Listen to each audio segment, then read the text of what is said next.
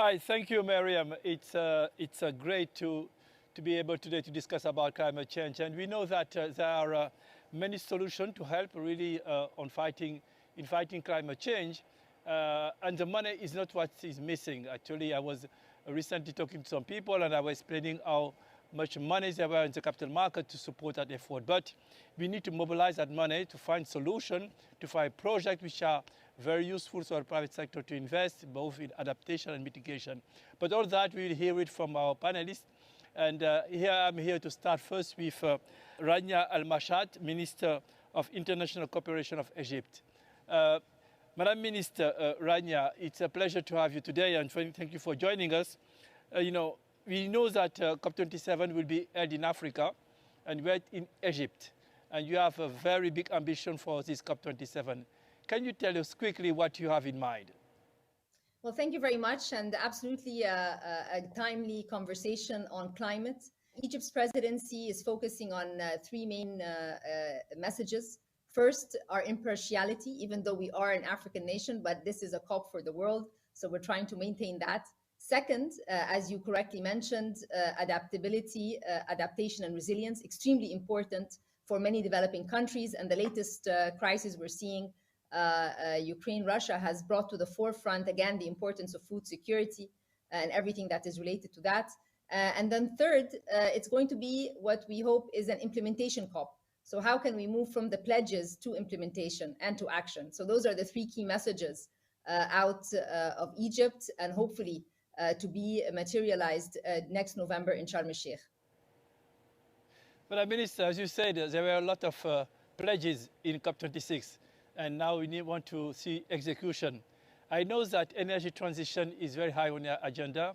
Water security is another important part of your agenda, but also everything related to adaptation, which is sometimes a bit overlooked in the conversation. So tell us a little bit what the private sector can do to support all these priorities.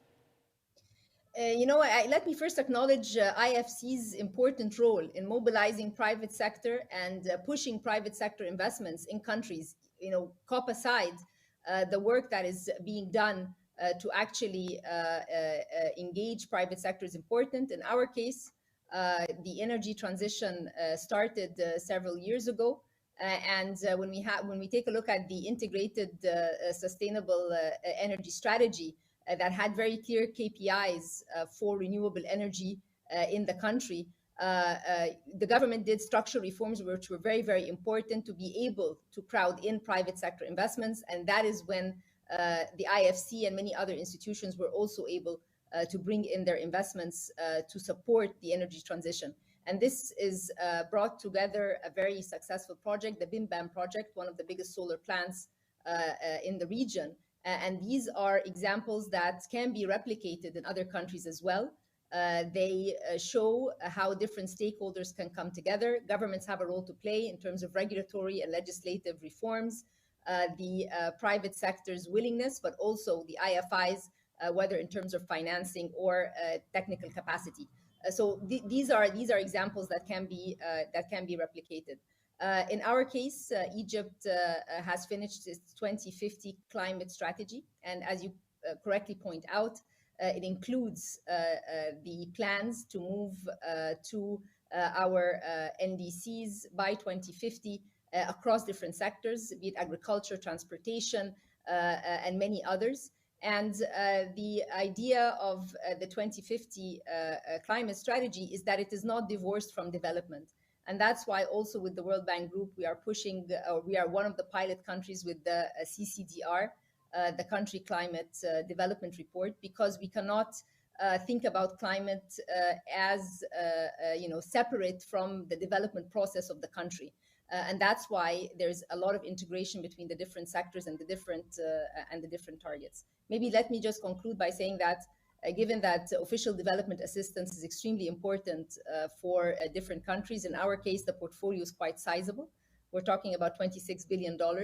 And given the importance of SDGs in the country's agenda, we mapped the official development assistance to SDGs. If we look at SDG number 13 related to climate action, we find that there's $12 billion dedicated to that. 2.8 to adaptation, 7.8 to mitigation. You can see the imbalance. And I think the period ahead, what we want to do is to try and push further the adaptation agenda. Now, that's great what you just said. You talked about regulation, you talked about a certain number of things that needs to be done. But one of the things that we're hearing very much from the private sector is green taxonomy. People want to know when they invest in to support the fight against climate change that is really targeted to activities which are related to that. So what is your view about green taxonomy? I think yeah, it's absolutely correct. When the climate conversation is a multi-stakeholder conversation.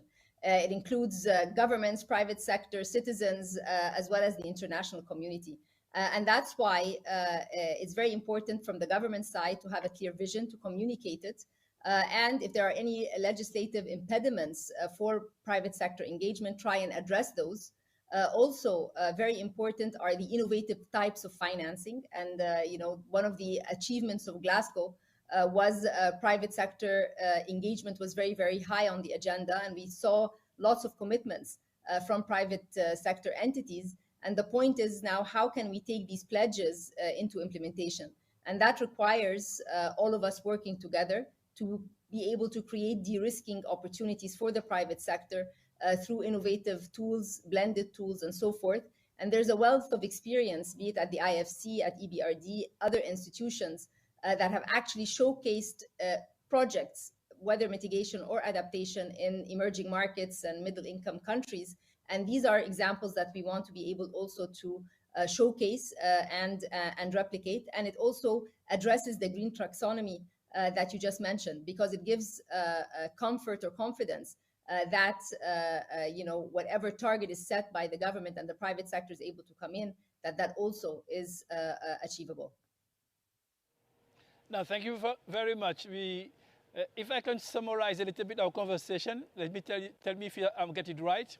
You said that you need a clear regulation, we need taxonomy, we need to have projects which are bankable, we need to create an environment where people are investing in adaptation as much as they invested in mitigation.